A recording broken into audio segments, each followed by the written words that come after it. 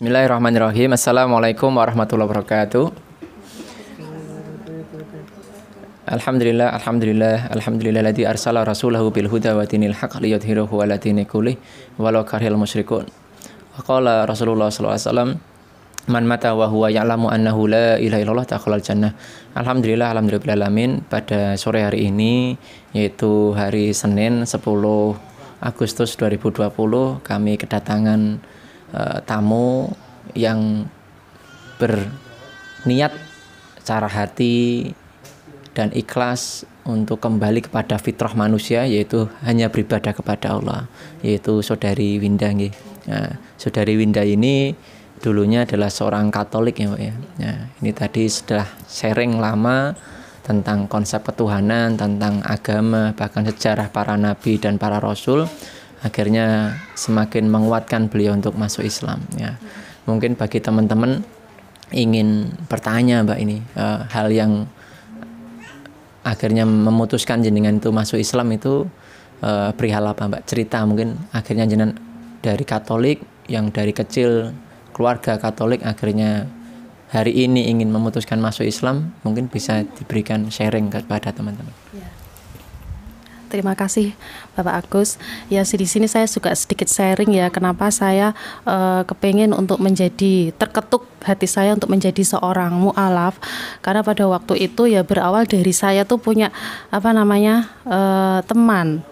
teman itu ya, kita sharing dengan teman itu bagaimana sih agamamu, kalau berdoa bagaimana, kemudian saya sebutkan dan dia juga menjelaskan untuk berdoa secara Islam tuh seperti ini.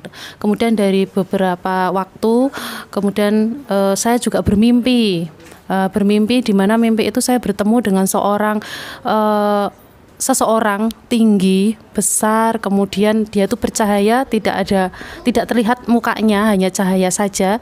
Dia tidak berkata-kata dengan saya secara mulut, tetapi dia berkata-kata secara hati gitu, dimana dia menuntun saya untuk melakukan sholat. Dia mengajarkan saya untuk tahap-tahapan sholat, tahap pertama ini, kedua ini, ketiga ini, dan surat-surat yang harus dibaca begini gitu. Dia menuntun saya seperti itu. Kemudian saya dibawa di di luar, di tanah lapang luas sekali. Di situ sepi sekali dan gelap.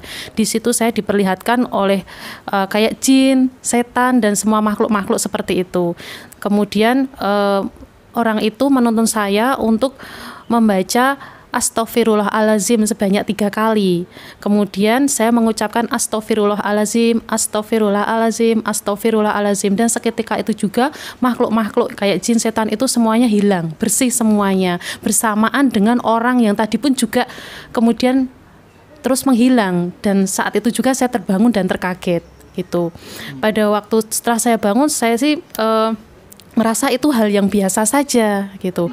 Itu hanya mimpi saja, karena saya dalam pikiran itu saya tidak bermaksud untuk menjadi seorang mu'alaf, tidak bermaksud untuk mengenal Islam, karena saya mengimani agama saya adalah agama Katolik gitu. Kemudian berlambatnya waktu itu saya kok semakin pengen mendalami Islam, di mana saya ingin melakukan apa yang telah diajarkan sama orang yang dalam mimpi itu tadi. Kemudian saya searching di YouTube, kemudian saya membaca buku-buku semuanya, gerakan-gerakan sholat, bacaannya gitu. Setelah itu saya belajar untuk melakukan tahap-tahapan sholat itu gitu. Maksud di situ belajar perbandingan agama itu ya? Iya, saya juga tidak hanya terus saya ya udah saya menjadi Islam, saya mu'alaf, enggak, saya perbandingan. Agama Katolik seperti ini. Saya juga membuka Al-Quran begini. Kemudian saya buka di Injil, begini gitu. Jadi saya tidak hanya menelan mentah-mentah, istilahnya seperti itu Pak ya. Kemudian pada waktu itu saya juga harus belajar surat-surat pendek, di mana di dalam sholat itu kan juga harus diucapkan. Nah disitulah saya membaca, pertama kali membuka Al-Quran, karena saya masih awam dan bingung, saya seorang Katolik, saya tidak bisa membuka Al-Quran. Saya buka ya seperti biasa dari depan. Ternyata kalau Al-Quran itu membukanya dari belakang gitu. Saya buka dari depan, saya ketemu dengan surat Al-Ikhlas, yaitu dari Qul huwallahu ahad, Allahu somad, lam yalid walam yulad walam yakul lahu kufuwan ahad. Dari situ saya tahu bahwa konsep ketuhanan itu, bahwa Tuhan itu satu, bahwa Tuhan itu Esa yang harus kita muliakan, yang harus kita sembah. Ya, begitu. Dengan begitu lambat laun dari situ saya belajar sholat semuanya, saya membaca Al-Qur'an, begitu Pak.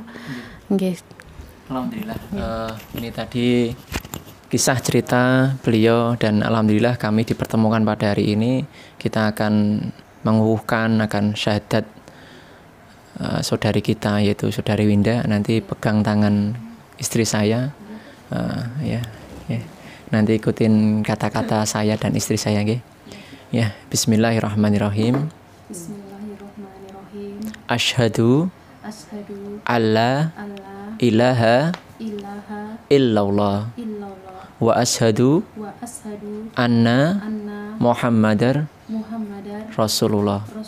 Saya bersaksi tidak ada ilah yang berhak disembah kecuali Allah. Dan saya bersaksi bahwasanya Nabi Muhammad utusan Allah. Alhamdulillah rabbil alamin. Masya Allah. Selamat ya Allah.